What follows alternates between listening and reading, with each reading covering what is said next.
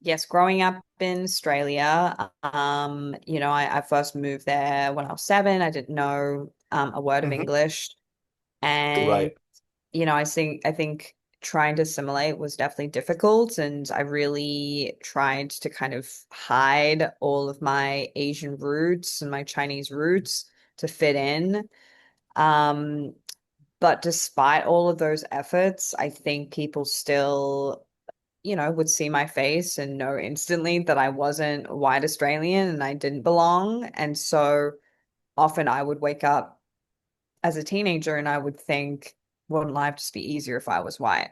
Mm. And that memory really shaped the core of what how this film came to be.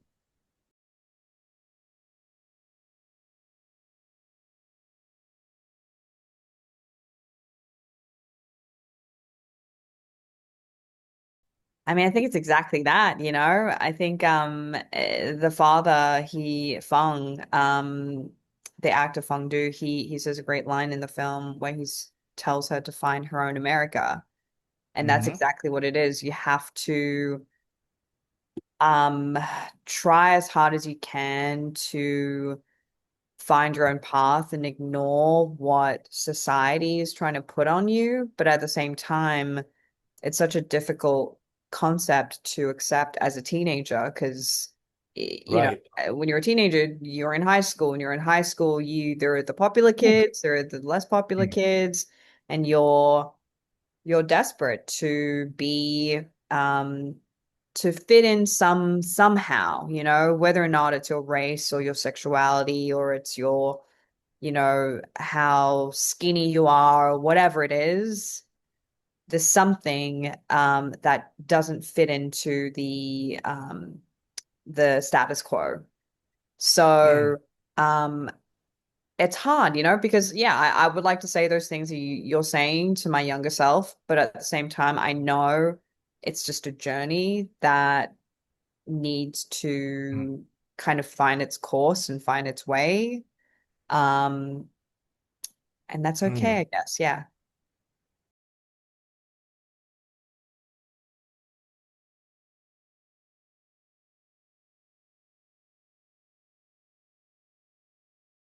Yes, yes.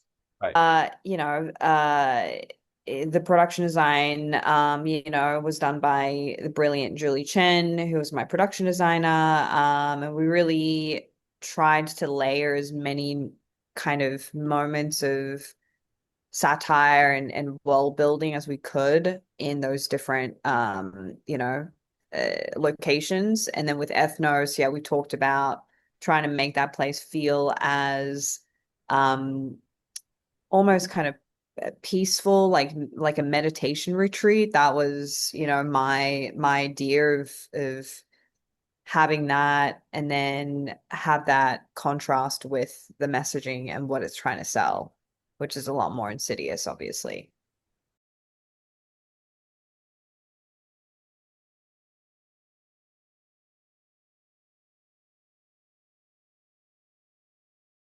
Yeah, so Shirley Chen, I knew about Shirley from first from a short film called Krista, I believe. Um, from many, many years ago. I just saw her performance was so raw and so brutal and fantastic. I always remembered her. And then she was in this movie called Beast Beast. So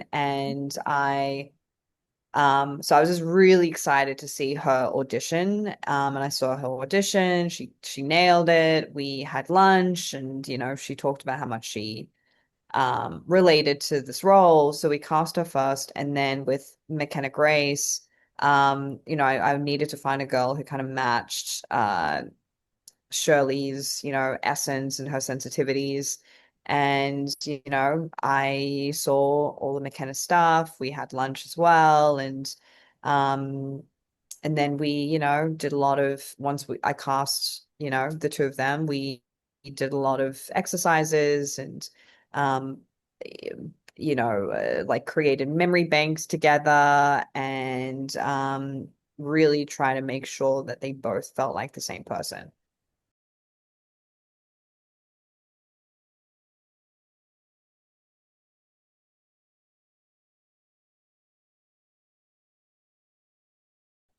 totally. Yeah. I mean, I think it's important. It's important to highlight that in the same environment, two people of color, women can have very different experiences.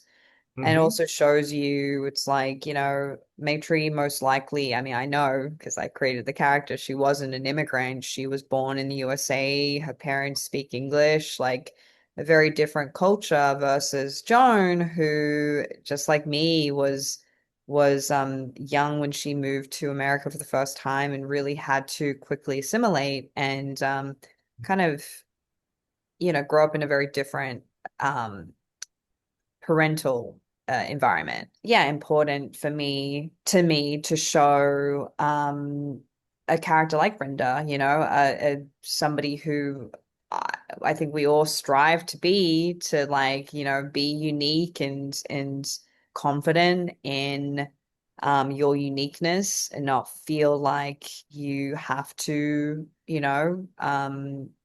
pander to what her high school wants her to be. But at the same Right. time, I'll also say, I'm sure Brenda has insecurities about many other things too, So, Right. um, but in terms of race, I think it was important to show you two different perspectives.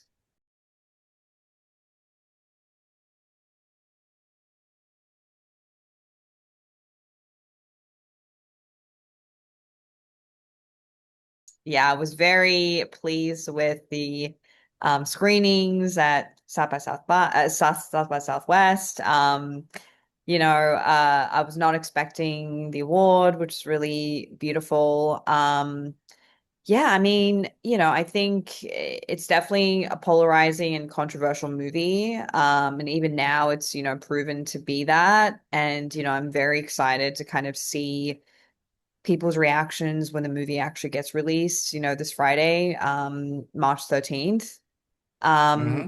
but at the same time, I'm excited for the conversations, that will happen, that have already happened online and, in person. And that for me is the best present to receive as a filmmaker, is to get Right. talking and discussing.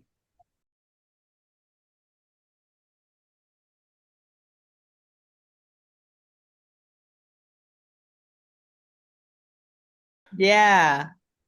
I mean, I think there are so many positive and great things about being Asian, living in Sydney. I mean, just Australia and Sydney as a place is such a safe and wonderful place to grow up in. Yeah, it's a really beautiful city. My family still lives there and Oh, really? so yeah, and so many of my friends, high school friends, university friends, all live there.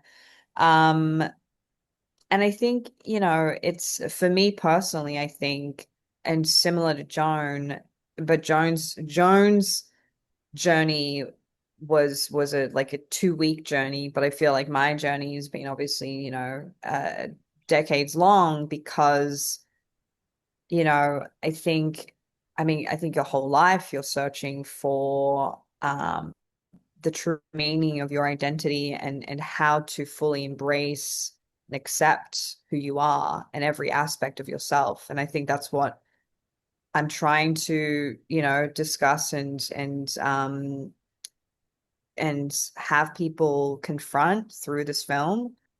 And it's still a journey for myself, but I wanted to kind of show people that it's okay to feel vulnerable. It's okay to feel the shame because as long as you're growing and learning, that's what matters most.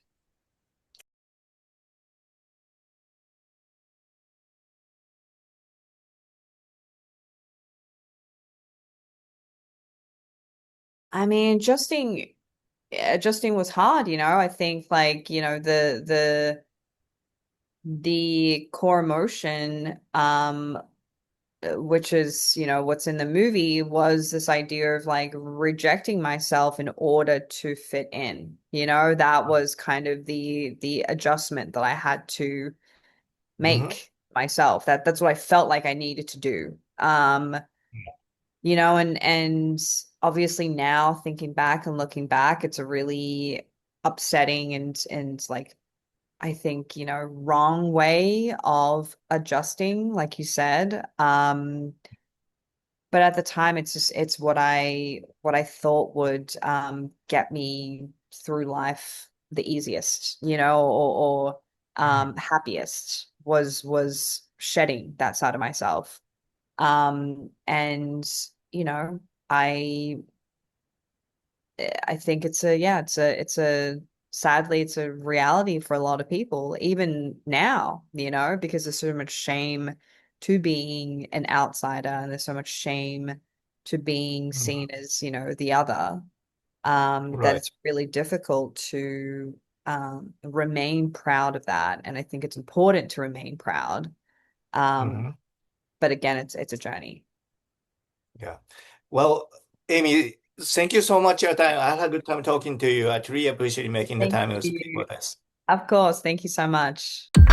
Have you ever suffered the injustice of being a person of color in this world?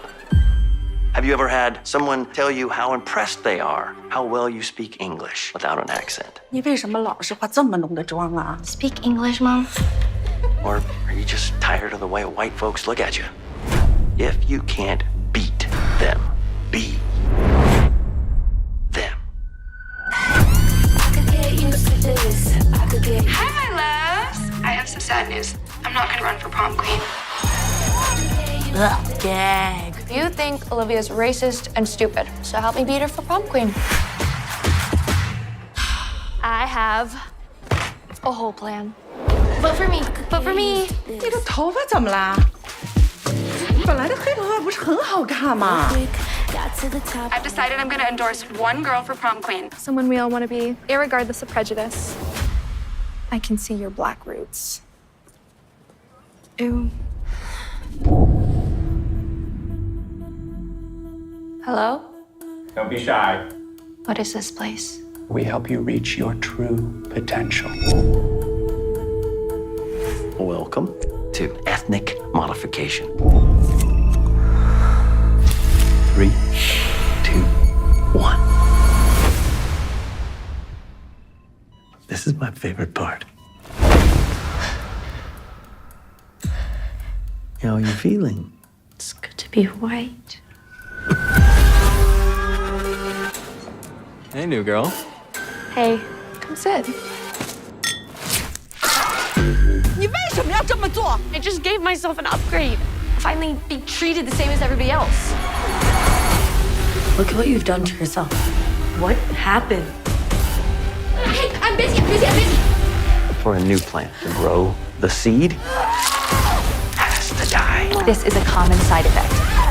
This is a common side effect. This is a common side effect. Joe, how wonderful is it to be white? Do yourself a favor. Get tickets to a Michael Bublé concert. That experience as a white person will change your life.